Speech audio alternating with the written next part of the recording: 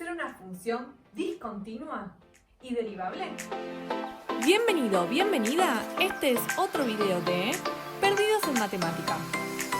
Tenemos una gran duda. ¿Cómo nos surgió esta duda al querer resolver el ejercicio 7 de la práctica 2 de análisis 2 de la UBA de Ciencias Económicas? ¿Cuál es ese ejercicio? Este es el ejercicio. Dada la función A, analizar si es continua en el origen, en caso de ser discontinua, clasificarla. B, hallar, aplicando la definición, las derivadas parciales en el origen. Recordemos que cuando nosotros estudiábamos funciones de una única variable, al darnos discontinua no era derivable. Entonces, si vos habías estudiado lo suficiente, cuando te pasaba esto, el ítem B directamente no lo resolvías. Pero si la memoria te fallaba y no te acordabas de esa condición y querías derivar igual, llegabas a que no la podías derivar. ¿Sucederá lo mismo en análisis 2? ¿Qué es eso lo que queremos saber? ¿Sucederá lo mismo en funciones de varias variables? No te voy a spoilear la respuesta, simplemente vamos a esperar hasta el final del video que resolvamos este ejercicio y vos, sin que yo te lo diga, contestes si puede ser una función discontinua y derivable. Así que empecemos a resolver el ejercicio. Comencemos resolviendo el ítem A, que nos pide esto de analizar la continuidad o discontinuidad en el origen. Pero antes de ponernos a resolver el ejercicio te quiero hacer una pequeñísima aclaración. Lo vamos a estar resolviendo por completo y vamos a estar mencionando un par de cositas de la teoría, pero si te interesaría saber mejor y con más profundidad sobre el tema de continuidad y discontinuidad en funciones de dos variables, te cuento que hay un video en el canal donde se habla específicamente de eso. Así que te dejo el link en la descripción y sé libre de ir cuando quieras. Continuamos con esto. Aclaremos primero que cuando nos está haciendo referencia al origen es en el 0, 0. Bien, una vez aclarado esto, vamos a empezar. Cuando una función es continua. Para que una función sea continua, se tienen que cumplir tres condiciones. La primera es que exista el punto, la segunda es que exista el límite y la tercera, que estas dos cosas coincidan. Entonces, lo que vamos a hacer es precisamente verificar eso. El primero ni siquiera es necesario calcularlo, porque como está definida la función, ya nos dice cuál es la imagen que le corresponde a 0, 0, que en este caso es 0. Así que ya sabemos que existe el punto. Ahora vamos a ver si existe el límite. Para eso vamos a estar trabajando con la primera rama. Vamos a plantear directamente el límite de xy tendiendo a 0, 0 de la función. Y simplemente siempre empecemos por intentar reemplazar. ¿Qué nos pasa? Al intentar reemplazar en este caso nos queda una indeterminación del 0 sobre 0. Así que vamos a tener que hacerlo por otro camino. Pero antes de adelantarnos y apurarnos a intentar por distintos caminos, lo que te propongo es que te tomes un segundo y veas si lo podés factorizar para poder simplificarlo. Bien, en este caso no, porque arriba en el numerador ya está factorizado, porque es 6 por x por y. Y en el de abajo no lo podemos factorizar, dado que es una suma de cuadrados. Así que en este caso eso queda descartado, pero tenedlo en cuenta para la próxima. ¿Por dónde seguimos? Vamos a hacer los límites laterales o los límites sucesivos. Bien, que eran estos de que primero trabajábamos con una variable y después trabajamos con la otra. Entonces, empezamos planteando el límite de y tendiendo a 0, del límite de x tendiendo a 0 de la función. Y vamos a hacer lo mismo, pero al revés. El límite de x tendiendo a 0, del límite de y tendiendo a 0 de la función. Recordemos que vamos a estar trabajando con cada variable de forma individual, así que la que no esté involucrada la vamos a interpretar como constante. Entonces empezamos con la primera parte, que vendría a ser trabajar con el límite de x tendiendo a 0 de la función. Ya directamente nos damos cuenta que al hacer el límite de x tendiendo a 0, nos termina quedando 0. Entonces el límite de y tendiendo a 0 de 0 termina siendo 0. Bien, y para el otro caso nos pasa exactamente lo mismo. Bien.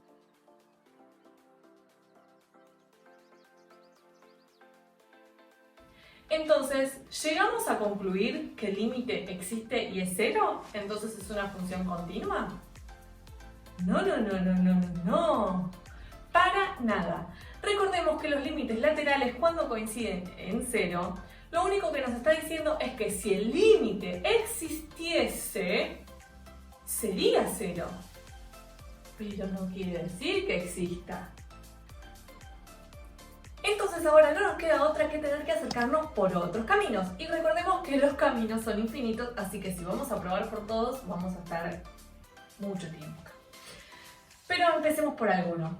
Y el que le propongo es acercarnos por otra recta que no sea ni vertical ni horizontal, sino una recta que tenga pendiente. Bien, distinta de 1, obviamente, lo aclaro por las dudas. Entonces, en este caso lo que tenemos que tener en consideración es que puede ser cualquier recta. Es decir que yo voy a estar trabajando con la fórmula general I igual mx más c. Pero en este caso, como pasa por el 0, 0, ya sabemos que la ordenada del origen va a ser 0, entonces nos conviene directamente trabajar con I igual mx. ¿Qué quiere decir esto? Vamos a trabajar algo muy parecido a lo que hicimos recién cuando trabajamos con los límites sucesivos. Vamos a primero tender una de las variables a un valor específico y después vamos a tender la otra. Pero lo que acabamos de decir es que I va a ser igual a mx. Entonces vamos a tender a I a mx. En definitiva nos va a quedar el límite de x tendiendo a 0 del límite de I tendiendo a mx de nuestra función. Vamos a resolver el límite.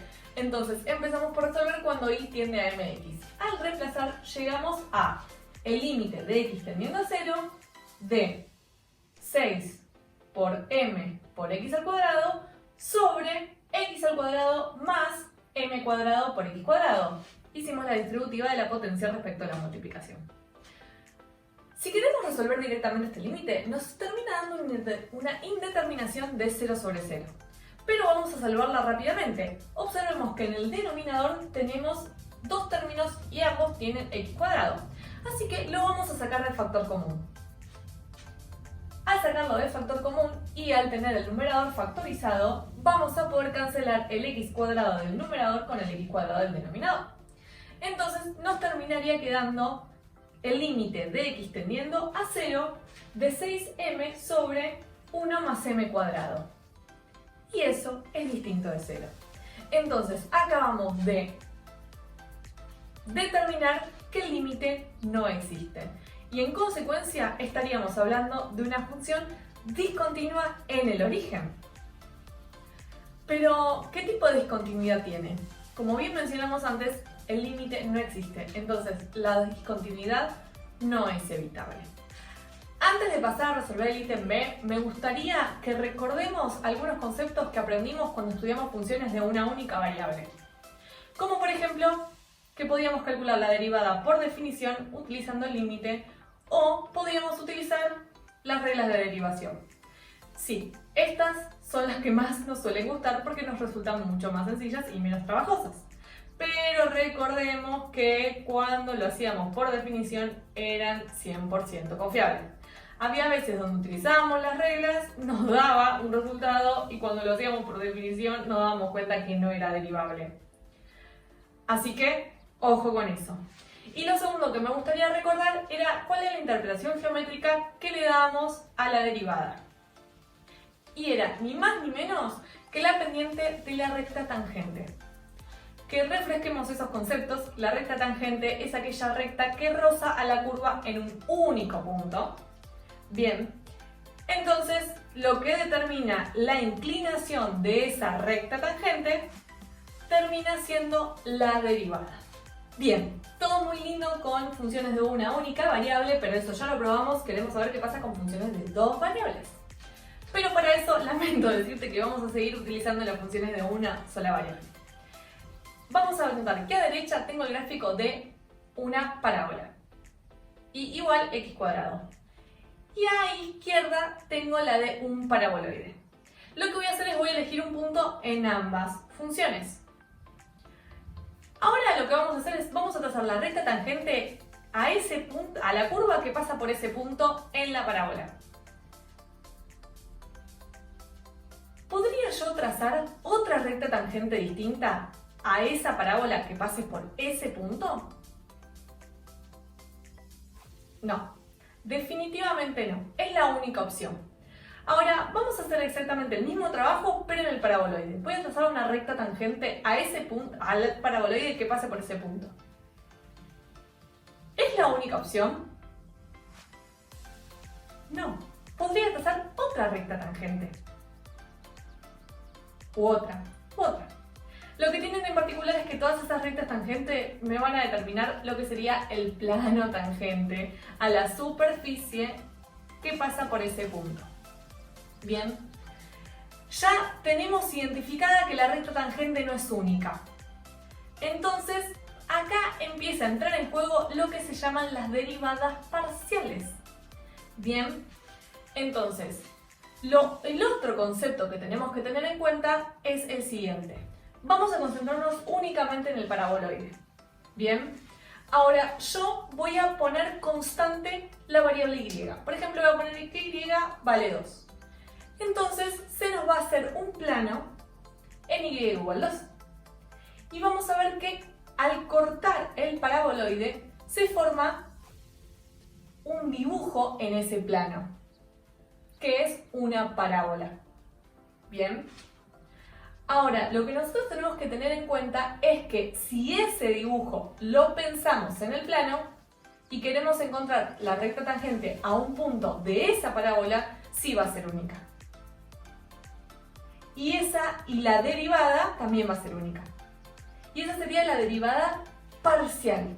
Pero en este caso estamos poniendo y como una constante, un valor específico. Podríamos hacer exactamente el mismo trabajo en x. Ponemos a x constante y encontramos la derivada, pero derivando en función de y. Y ahí es donde entra en juego el concepto que nosotros necesitamos ahora, lo que serían las derivadas parciales, que es precisamente eso. Lo que vamos a hacer es, a una de las variables la vamos a interpretar como si fuese una constante y la otra va a seguir siendo variable. Entonces estaríamos trabajando como trabajábamos en funciones de una única variable para derivar. Ahora, lo que tenemos que tener en cuenta es que si yo quiero encontrar la derivada parcial en función de x, la que vamos a tener como constante va a ser y x va a seguir siendo variable. Ahora, si quiero encontrar las derivadas parciales de y, lo que vamos a hacer es al revés. Vamos a tener a x como constante y ahí va a seguir siendo variable. Bien, dicho esto, vamos a terminar de resolver el ejercicio. Bien, aclarado todo esto, vamos a ir a resolver el ítem B y vamos a empezar por encontrar la derivada parcial respecto de x. Y como mencionamos antes, vamos a pensar ahí como una constante específica. Bien, entonces nos terminaría quedando que si queremos calcular la derivada respecto de x, ¿sí? De x sub 0 y sub 0, nos queda el límite de x teniendo 0 de f de x y sub 0 menos f de x sub 0 y sub 0 sobre x menos x sub 0. Fíjate que te resalté con color las x que son variables para que no te confundas. ¿Quién va a ser x sub 0 y sub 0? El punto donde vamos a estar trabajando, que en este caso es el 0, 0. O sea que en definitiva lo que tenemos que hacer es encontrar f' respecto de x de 0, 0. Entonces sería hacer el límite de f de x 0 menos f de 0, 0 sobre x menos 0. Ahora, la función, recordemos que para 0, 0, f de 0, 0 estaba definida como 0. Bien, y para cuando era distinto de 0, 0 teníamos que reemplazar en la otra, que sería el primer caso. Entonces, f de x 0, ¿sí? Me terminaría quedando 6 por x por 0 sobre x cuadrado sobre más 0. Que como arriba me da 0 dividido x cuadrado, me terminaría quedando 0. Bien, entonces, por lo tanto, f' de x de 0, 0 es el límite de x teniendo 0 de 0 menos 0 sobre x, porque x menos 0 es x. Bien, 0 dividido x me terminaría quedando 0. Es decir, que la derivada parcial respecto de x es 0. Y vamos a hacer lo mismo para y. Y vamos a ver que es exactamente el mismo procedimiento, ¿sí? Pero ahora, chequeate que lo que hice fue pintar con color y para que no te la confundas con las constantes y puedas identificar rápidamente cuál es la variable. Pero ya hice el reemplazo por 0. Entonces acá lo tenemos y terminamos llegando a la conclusión que también es 0. Bien, entonces la derivada parcial respecto de y de 0, 0 es 0. Entonces, ¿puede una función ser discontinua y ser derivable? Exactamente. Sí, si estamos trabajando con funciones de dos variables, sí. Porque acabamos de ver que esta era discontinua y le pudimos encontrar sus derivadas parciales. ¿Te sirvió? ¿Entendiste? No te olvides de compartir con aquel compañero o compañera que también lo necesite. Todas estas cosas son súper sagradas y obviamente darle like, así sé que tengo que seguir haciendo de este estilo de videos. Sí, y si quieres que resolvamos algún ejercicio en particular, lo podés dejar en los comentarios o podés mandarme un mail y veremos qué podemos hacer. Nos vemos en el siguiente video y gracias por ver.